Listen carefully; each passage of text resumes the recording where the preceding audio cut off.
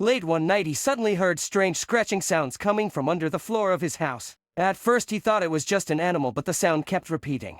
The noise became louder the next evening, almost like something was moving under the house. That's when he finally decided to check what was happening. He grabbed a small tool and carefully lifted one of the wooden floorboards. Under the floor he noticed a dark, empty space. At first he couldn't see anything inside the darkness, but then something suddenly moved in the corner. Inside the space he discovered a small stray kitten hiding quietly in the corner. The poor animal had somehow crawled under the house and couldn't get out.